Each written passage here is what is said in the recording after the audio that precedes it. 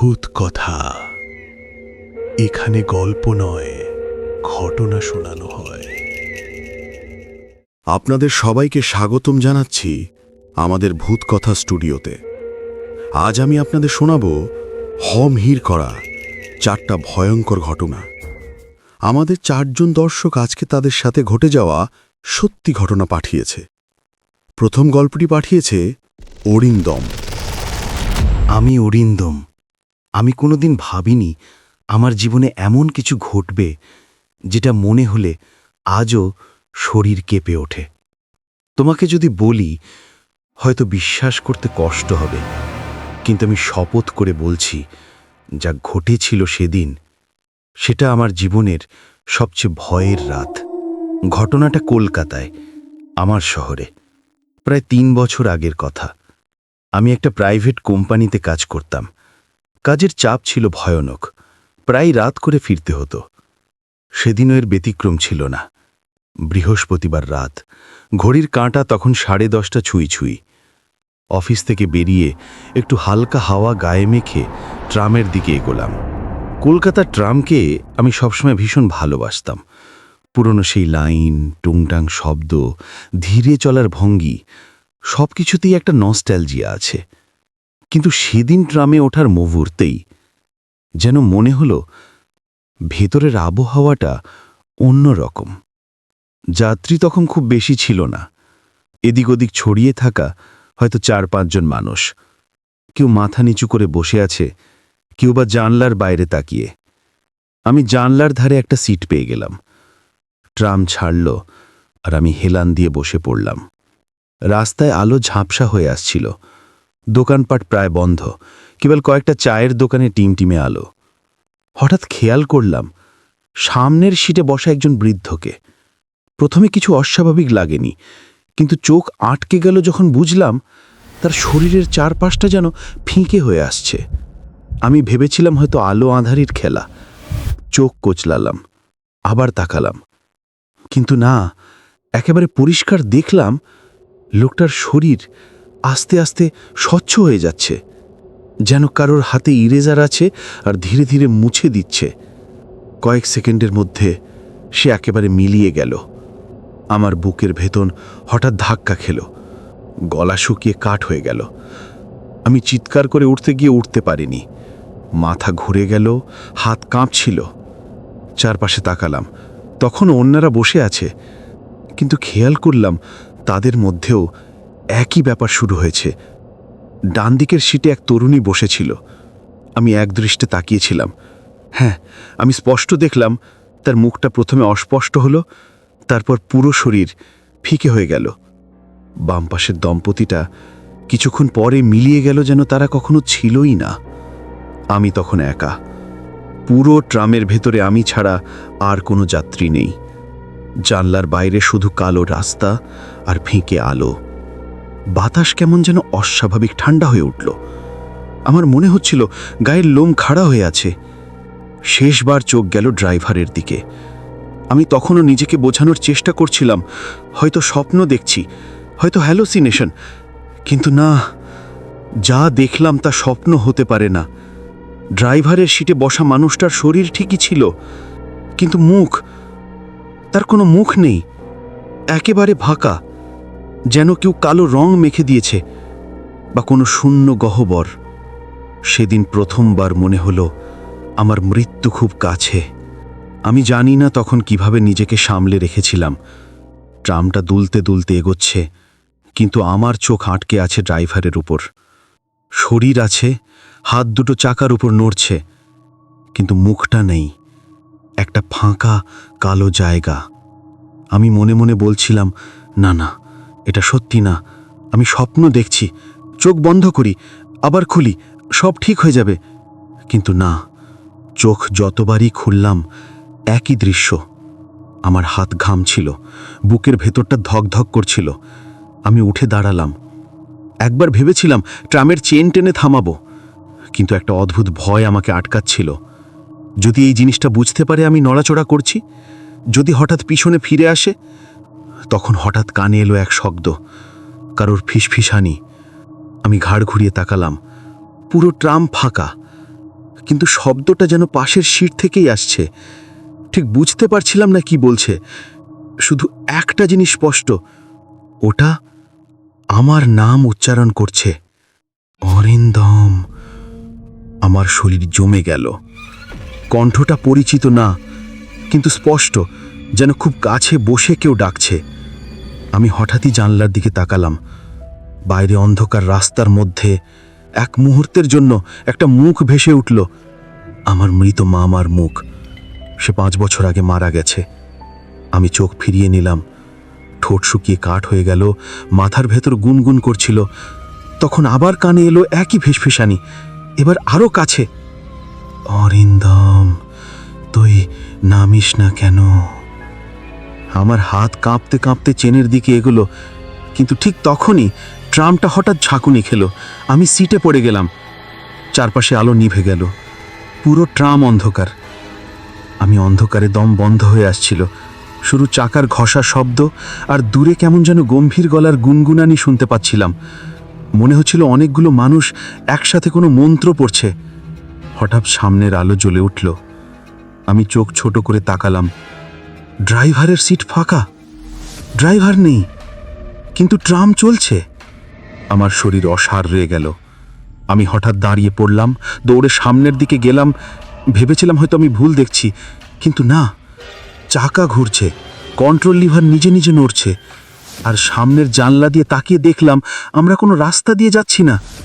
ট্রামের বাইরে শুধু অন্ধকার, ধোঁয়া আর লালচে আলো, যেন পুরো শহরটাই নরকে ডুবে গেছে।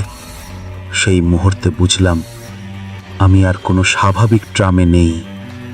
আমি জানি না তখন কিভাবে সাহস জুগিয়েছিলাম, কিন্তু দাঁড়িয়েছিলাম সামনের ফাঁকা ড্রাইভারের সিটটার দিকে তাকিয়ে।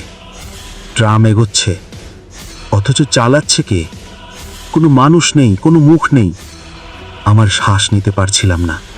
হাত দিয়ে কপাল মুছতে গিয়ে বুঝলাম পুরো শরীর ঘামে ভিজে গেছে। জানলার বাইরে তাকালাম। যেখানে কলকাতার আলো আঁধারি রাস্তাগুলো থাকার কথা, সেখানে শুধু অন্ধকার, ধোঁয়া আর লালচে আলো, যেন পুরো শহরটাই নরকে ডুবে গেছে। ঠিক তখনই কানে আবার সেই শব্দ ভেসে এলো। এবার আর ফিসফিসানি নয়, একসাথে বহুজনের কণ্ঠ, গুনগুন মন্থের মতো শোনাচ্ছিল। শব্দটা আসছিল ট্রামের ভেতর থেকেই। আমি ঘাড় ঘুরিয়ে তাকালাম, আর দাঁড়িয়ে থাকতে পারলাম না। যত সিটে যাত্রী বসেছিল এক এক করে তারা ফিরেছে।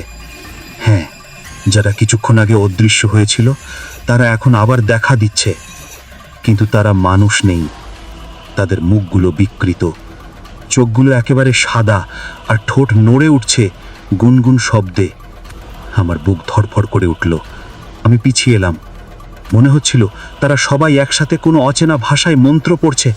আমার নামও মিশে যাচ্ছিল সেই আওয়াজে, অরিন্দম, অরিন্দম। আমি চিৎকার করে উঠলাম, কিন্তু শব্দ বেরোলো না। গলা যেন বন্ধ হয়ে গেছে। আমি দৌড়ে দরজার কাছে গেলাম, দরজা খোলার চেষ্টা করলাম, কিন্তু দরজা শক্ত হয়ে আছে, নড়ছে না। ঠিক তখনই এক সিট থেকে একটা হাত বেরিয়ে এলো। হ্যাঁ, মানুষের হাত, কিন্তু কালো আর কুঁচকে যাওয়া হাত।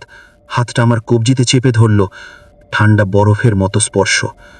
আমি ধস্তাধস্তি করলাম, জোরে টান দিয়ে হাতটা ছাড়াতে পারলাম, কিন্তু ছাড়ার পর দেখলাম কবজিতে দাগ হয়ে গেছে, যেন জ্বলে গেছে। ব্যথায় কেঁপে উঠলাম। আবার চারপাশে তাকালাম, সব বিকৃত মুখ একসাথে আমার দিকে তাকাচ্ছে। তাদের চোখে দৃষ্টি নেই, তবুও মনে হচ্ছিল আমি আটকে পড়ে গেছি। তখন হঠাৎ ট্রামের ভেতরের আলো লাল হয়ে গেল, আর আমি দেখলাম ড্রাইভারের সিটে ফের একটা অবয়ব বসে আছে। এবারও মুখ নেই, কিন্তু বুক থেকে মাথা পর্যন্ত লালচে আলো বেরোচ্ছে। অবয়বটা আস্তে আস্তে মাথা ঘুরিয়ে আমার দিকে তাকালো। আমি বিশ্বাস করো, সে মুহূর্তে আমার মনে হয়েছিল এটাই আমার শেষ রাত। ড্রাইভারের সিটে বসা মুখহীন অবয়বটা যেন আমার দিকেই তাকিয়েছিল। আমি জানি তার চোখ ছিল না, তবু সেই শূন্য ফাঁকা জায়গা থেকে এক অদ্ভুত দৃষ্টি আমাকে বিদ্ধ করছিল। আমার বুকের ভেতরটা হিম হয়ে আসছিল। হঠাৎ পুরো ট্রাম কেঁপে উঠল। সিটে বসা বিকৃত মানুষগুলো একসাথে উঠে দাঁড়ালো। তাদের মুখে তখনও সেই গুনগুন আওয়াজ, একটা অচেনা ভাষার মতো, কিন্তু তার ভেতরে স্পষ্ট আমার নাম মিশে যাচ্ছিল, অরিন্দম, অরিন্দম। আমি চিৎকার করে উঠলাম, কিন্তু শব্দ বেরোলো না। গলা যেন বন্ধ হয়ে গেছে। আমি দৌড়ে দরজার কাছে গেলাম, দরজা খোলার চেষ্টা করলাম, কিন্তু দরজা খুলছে না।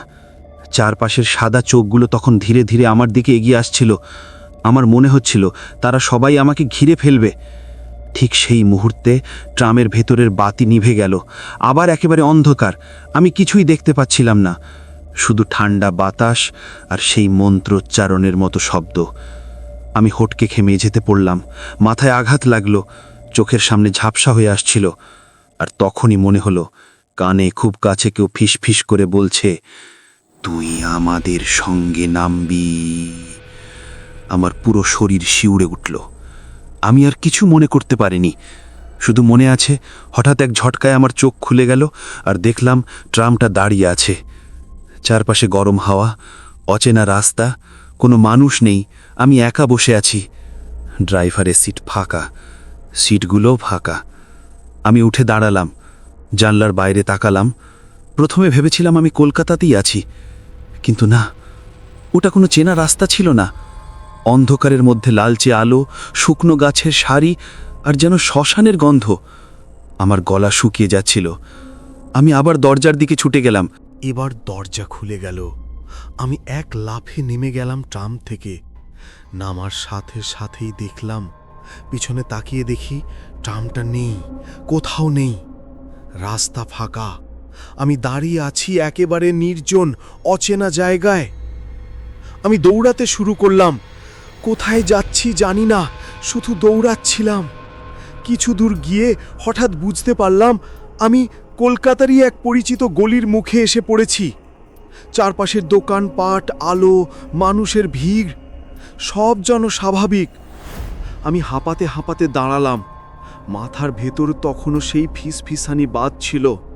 চারপাশের লোকজন আমাকে অদ্ভুত চোখে দেখছিল, যেন আমি কোথা থেকে হঠাৎ এসে হাজির হয়েছি।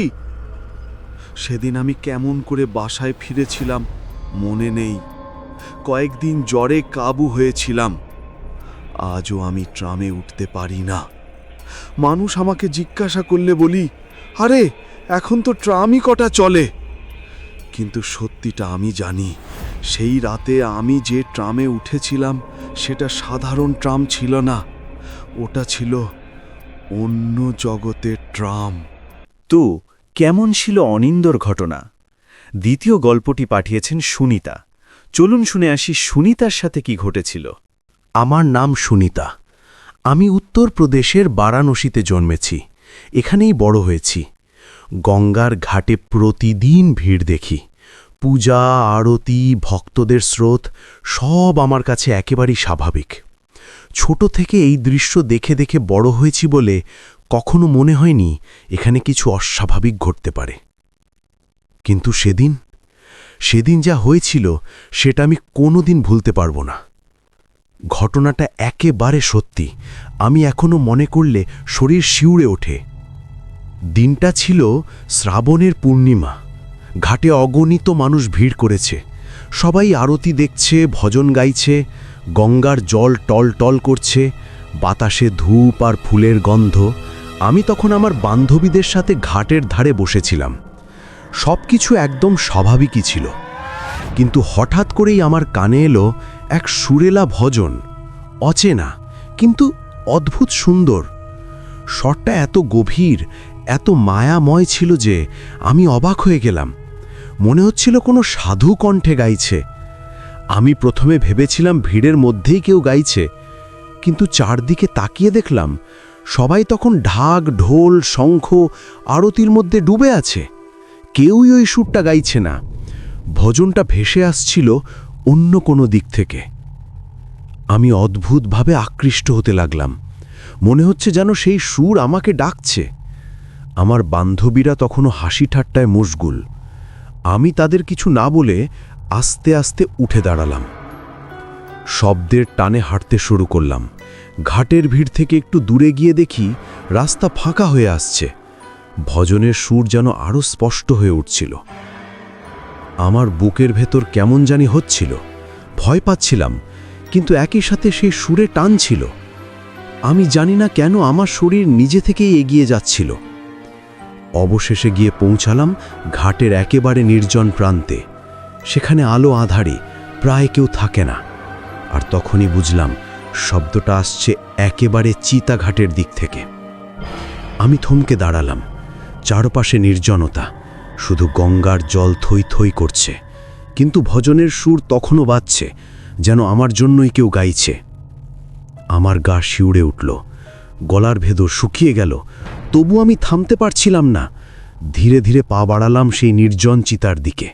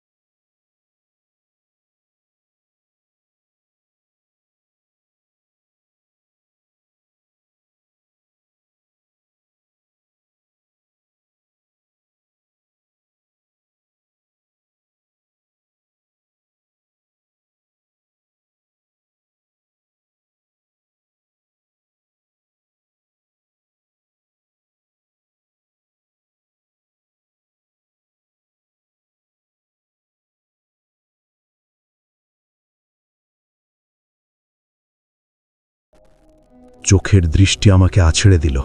মনে হলো আমার মন সবকিছু হারিয়ে ফেলছে। আমি পিছনে হেঁটে যেতে চাইলাম, পা থেমে গেল। তারা আমাকে ঘিরে ফেলেছে। আমি চিৎকার করতে চাইলাম, কিন্তু শব্দ বেরোলো না। শুধু ভজন আরও জোরে, আরও প্রাণবন্ত। আমি হঠাৎ অনুভব করলাম ভজনের সুর আমাকে টেনে নিয়ে যাচ্ছে, আর সেই টান থেকে মুক্ত হওয়া অসম্ভব। আমি নিজ পিছু হেঁটে চললাম। হঠাৎ দেখলাম ধোঁয়ায় ভেসে আসছে আরও অনেক বিকৃত মুখ। তারা আমার চারপাশে, সুর যেন আমার ভেতর ঢুকে পড়ছে। আমি বুঝতে পারছিলাম আমি কোনো স্বাভাবিক জগতে নেই। তারপর হঠাৎ চুপচাপ, ভজন থেমে গেছে, ধোঁয়া মিলিয়ে গেছে, বিকৃত মুখগুলো অদৃশ্য, আর আমি একা দাঁড়িয়ে আছি ঘাটের আলো আর মানুষের ভিড়ে। কিন্তু তখনও মন থেকে আতঙ্ক উড়ে যায়নি। পা অচেনা ভারী লাগছিল, মনে হচ্ছিল কেউ এখনো আমার পিছু ধরে আছে। আমি দ্রুত চলে এলাম আমার বন্ধুর কাছে। তারা তখনও পূজা দেখছে। আমি ভয় দেখানোর মতো কিছু বলিনি, কোনো শব্দ বেরোয়নি, শুধু নিজের বুক ধড়ফড় করছিল। সেদিন রাতে আমি ঘুমাইনি। ভজনের শব্দ, গঙ্গার জল, সেই নির্জন চিতার ধোঁয়া, সব মিলেমিশে এক অব্যক্ত ভয়ের গল্প হয়ে গেল। রাত গভীর হলে আমি নিজের ঘরে ফিরে এলাম, তবে মনে হচ্ছিল আমি সত্যিই ফিরে আসিনি। হাত পা অচেনা ভারী, মনে হচ্ছিল কেউ এখনো আমার পিছু ধরে আছে। আমি ঘরের দরজা বন্ধ করলাম, সব কিছু বন্ধ, চুপচাপ, কিন্তু তখনও কানে সেই ভজন বাজছে। আমি গলা বাঁধতে চাইলাম, কিন্তু কোনো শব্দ বেরোলো না। আমার মাথার মধ্যে সেই বিকৃত মুখগুলোর ছবি ভেসে উঠল। ধোঁয়া, নীলচে আগুন, সেই অদ্ভুত বাতাস, সব কিছু এখনো চোখের সামনে। আমার মন বলছিল এটা কোনো স্বাভাবিক জগতে নয়। আমি নিজের ল্যাপটপ খুললাম, গুগল করলাম বারাণসী, সেই ঘাট, সেই চিতার কথা, কিন্তু সেখানে কোনো তথ্য নেই। কেউ কিছু লিখে না, কেউ কিছু দেখেনি বলে দাবি করছে। পরের দিন আমি আবার সেই ঘাটে গেলাম। দিনের আলোতে সবকিছু স্বাভাবিক মনে হচ্ছিল, ভিড়, আরতি, মানুষের হাসি, সব আগের মতোই। কিন্তু আমি জানতাম রাতের সেই সুর, সেই মুখ, সেই ধোঁয়া সত্যিই আছে। আমি কল্পনা করতে চাইলাম না, ভয়ের মধ্যেও একটি অদ্ভুত কৌতূহল কাজ করছিল। আমি কি সত্যি সেই অচেনা জগতের ভিতর দিয়ে গিয়েছি? আমি কি কোনো অদ্ভুত জগতে প্রবেশ করেছি? পরবর্তী কয়েকদিন আমার ঘুম উড়ে গিয়েছিল। কোথাও যেতে চাইলে মনে হচ্ছিল কেউ আমাকে দেখছে। বন্ধুরা ভাবল আমি অতিরিক্ত মানসিক চাপের কারণে এমন অনুভব করছি, কিন্তু আমি জানতাম আমি একা নই। এমনকি আমি কখনো ট্রামেও যেতাম না। রাতের আরতি, ঘাটের নির্জন প্রান্ত, সব জায়গা এখন আমার কাছে ভয়ঙ্কর মনে হয়। আমি জানি সেই ভজন আমাকে এখনো ডাকছে। আমি আজও বিশ্বাস করি সেই রাত আমি যা দেখেছি তা কোনো স্বাভাবিক জগতের অংশ ছিল না। সেই নির্জন চিতার দিকে যাত্রা, বিকৃত মুখগুলো, ধোঁয়া আর নীলচে আগুন, সবই সত্যি। আমার একটাই আশা, যদি তুমি বারাণসীর ঘাটে পূজার সময় শুনো কোনো ভেসে আসা সুরেলা ভজন, তোমার পা যেন নিজেই না টেনে নিয়ে যায় সেই নির্জন চিতার দিকে।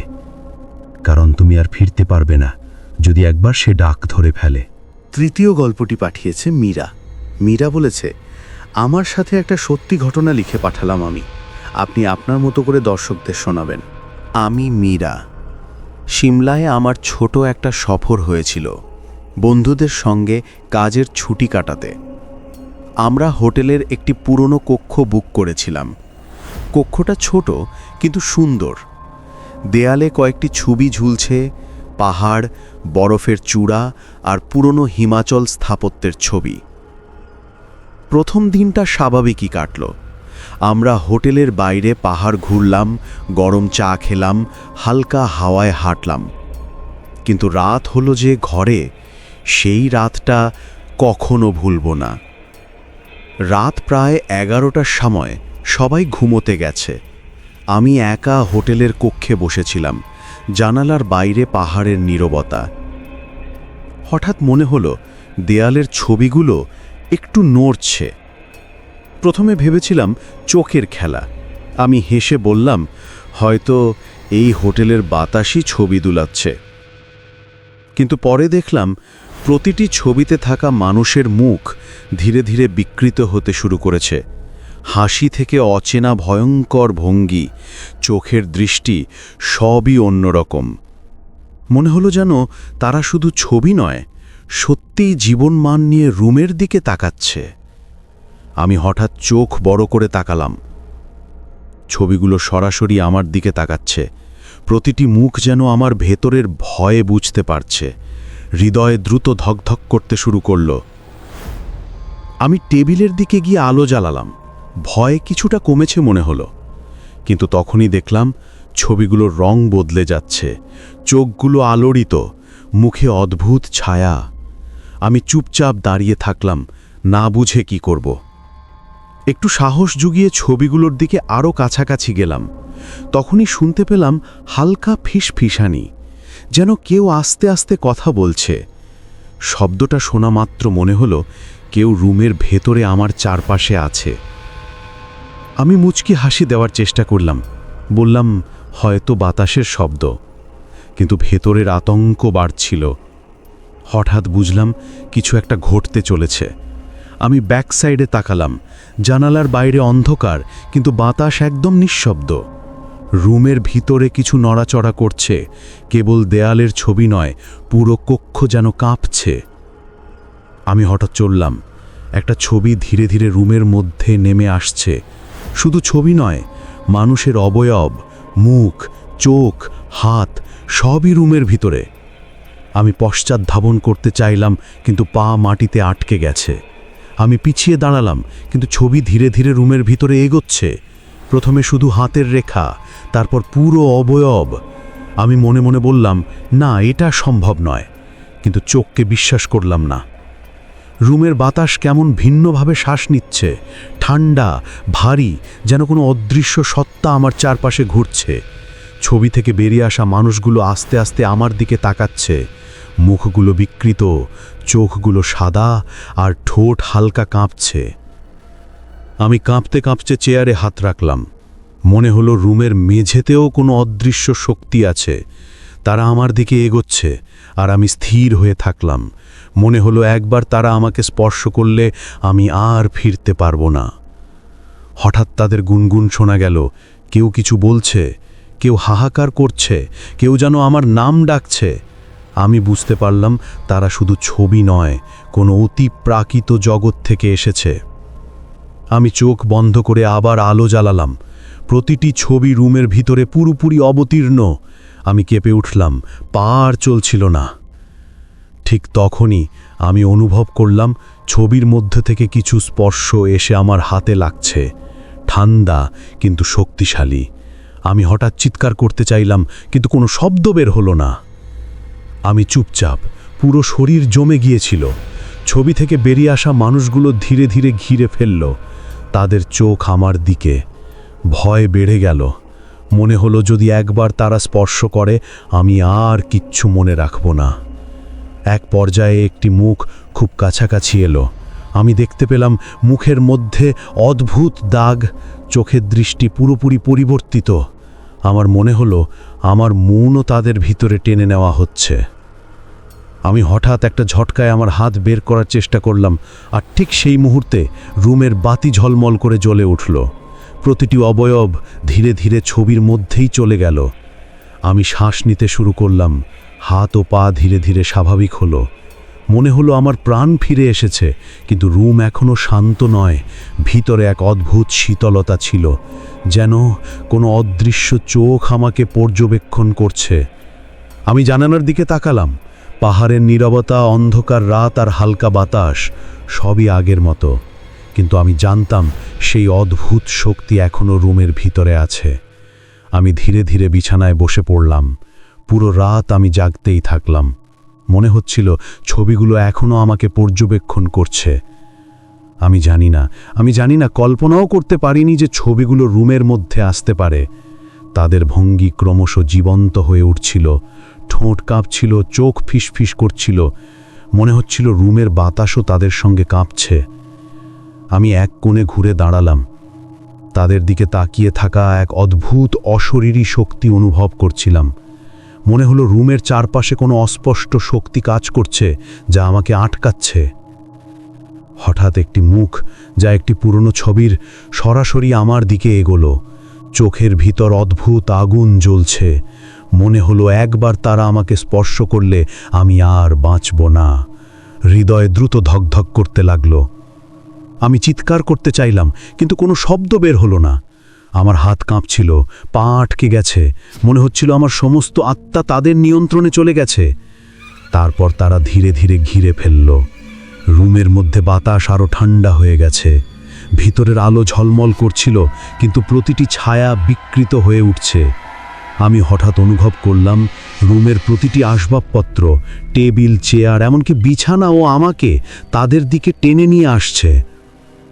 আমি জানি না কিভাবে সাহস জোগালাম। মনে মনে বললাম, আমি একা নই, কিছুই ভয়ঙ্কর নয়। আর ঠিক সেই মুহূর্তে একটি ছবি, যার মধ্যবর্তী নারী, আমার কণ্ঠে কিছু বলল। আমি শোনার চেষ্টা করলাম। শব্দ স্পষ্ট, কিন্তু ভাষা অচেনা। মনে হলো তারা আমাকে কোনো বার্তা দিচ্ছে, কিন্তু আমি বুঝতে পারছি না। হঠাৎ রুমের বাতি ঝলমল করে জ্বলে উঠল। সমস্ত অবয়ব যে ছবি থেকে বেরিয়ে এসেছে ধীরে ধীরে ছবির ভিতরে ফিরে গেল। মুখগুলো ধীরে ধীরে শান্ত হলো, চোখের আগুন ম্লান হয়ে গেল। আমি শ্বাস নিতে শুরু করলাম, হাত পা স্বাভাবিক, তবে মনে হলো কিছুটা ভয়ের সঞ্চার এখনো রয়ে গেছে। রুমের সমস্ত ছবি আগের মতো স্থির হয়ে গেছে। আমি জানালার দিকে তাকালাম। পাহাড়ের নীরবতা, অন্ধকার রাত আর হালকা বাতাস সবই আগের মতো, কিন্তু আমি জানতাম সেই অদ্ভুত শক্তি এখনও রুমের ভিতরে আছে। আমি ধীরে ধীরে বিছানায় বসে পড়লাম। পুরো রাত আমি জাগতেই থাকলাম। মনে হচ্ছিল ছবিগুলো এখনও আমাকে পর্যবেক্ষণ করছে। আমি জানি না এখনও ভয় লাগছে। রাতটা গভীর হয়ে গেলে আমি নিজের বিছানায় বসে থাকলাম, কিন্তু অনুভব করছিলাম রুমের মধ্যে অদৃশ্য চোখ এখনও আমাকে পর্যবেক্ষণ করছে। আমার হাত পা কাঁপছে, শ্বাস নিতে কষ্ট হচ্ছে। মনে হচ্ছিল এক মুহূর্তে তারা আবার বেরিয়ে আসবে। হঠাৎ দেখি দেয়ালের সব ছবি ধীরে ধীরে হালকা দুলতে শুরু করলো। চোখ খোলা মুখগুলো আবার বিকৃত হতে লাগলো। মনে হলো রাতের ভয়ের শক্তি এখনো রুমের মধ্যে রয়েছে। আমি দ্রুত আলো জ্বালালাম। ছবি ধীরে ধীরে স্থির হয়ে গেল, তবে ভিতরের ঠান্ডা অনুভূতি কমল না। মনে হলো তারা আমাকে পরীক্ষা করছে, আমি কি ভয়ে হারিয়ে যাব নাকি কি। আমি নিজের ফোন ধরলাম, বন্ধুদের কাছে কল করতে চাইলাম, কিন্তু ফোনটা হঠাৎ বন্ধ হয়ে গেল। মন ভয়ে ধকধক করছে। আমি জানি তারা আমার পাশেই আছে। আমি আবার জানালার দিকে তাকালাম। পাহাড়ের অন্ধকার, হালকা বাতাস, সবই আগের মতো শান্ত, কিন্তু আমি বুঝতে পারছি এটি বাস্তব নয়। ওই রাতের ভয়, সেই অদৃশ্য শক্তি, সবই এখনো আমার সঙ্গে। হঠাৎ মনে হলো কেউ আস্তে আস্তে আমার কানের কাছে ফিসফিস করছে, মীরা, ফিরে যেতে পারছো না। আমি কেঁপে উঠলাম। বুঝতে পারলাম তারা আমার পাশ থেকে কখনো চলে যায়নি, শুধু রাত্রি ও আলো আমাদের ভেদ করেছে। পরের দিন আমি হোটেল থেকে চেক আউট করলাম।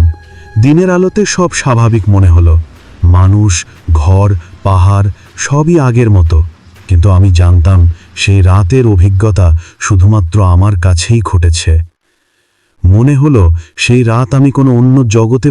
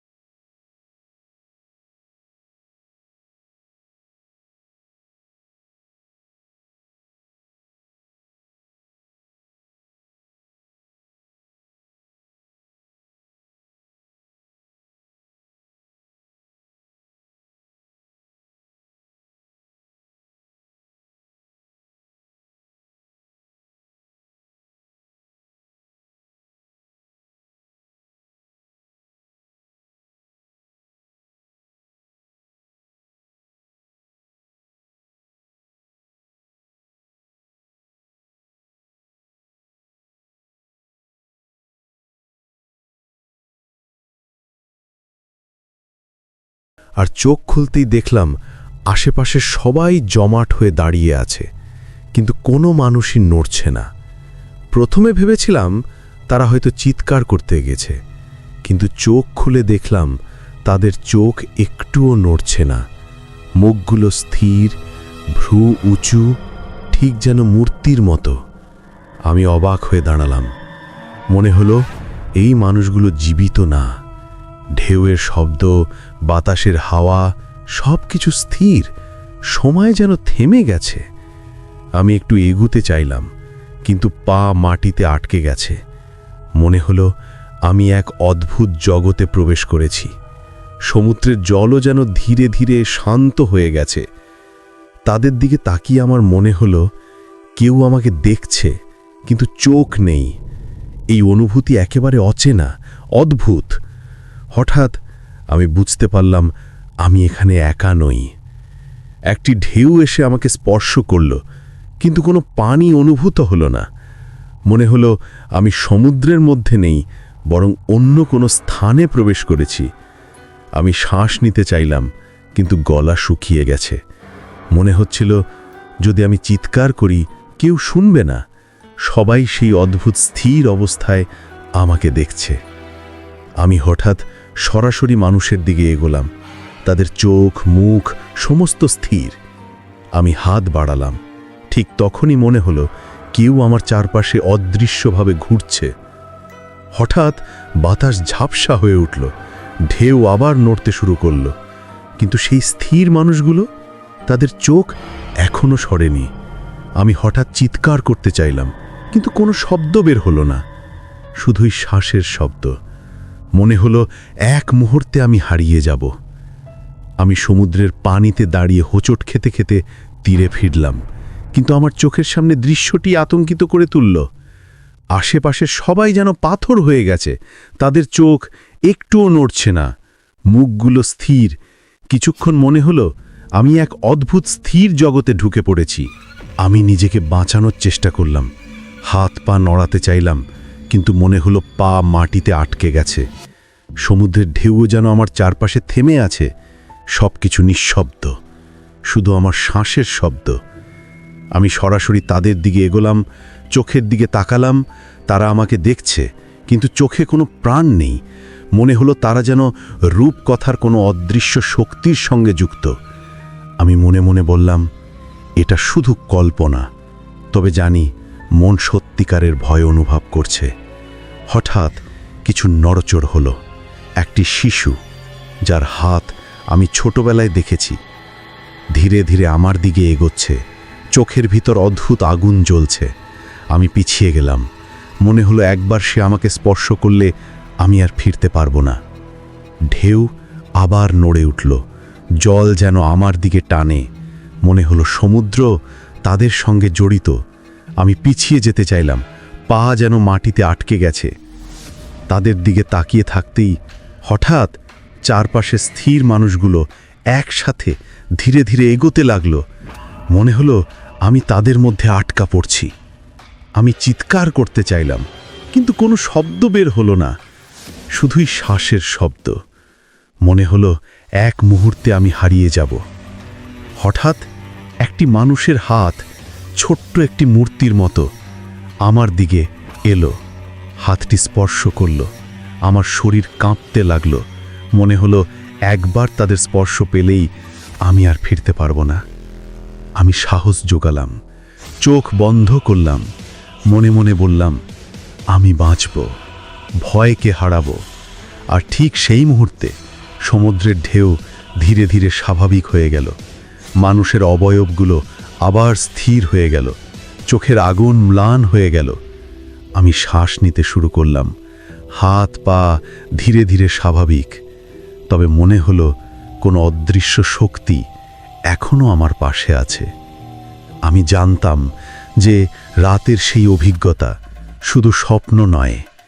পরের কয়েক ঘন্টা আমি তীরে বসে রাত্রি কাটালাম। সমুদ্র, ঢেউ, বাতাস সবই আগের মতো, কিন্তু মনে হচ্ছিল সেই স্থির মানুষগুলো এখনো আমার চারপাশে। আমি বুঝতে পারছিলাম আমি আর ফিরে আসিনি, কিছু অংশ এখনো সেই অদ্ভুত জগতে আটকা। আমার শরীর কাঁপছিল, মন উত্তপ্ত, কিন্তু আমি জানতাম যে এই অভিজ্ঞতা আমাকে সবসময় মনে করিয়ে দেবে, সমুদ্র কেবল পানি নয়, এটি কোনো রহস্যময় শক্তির দরজা।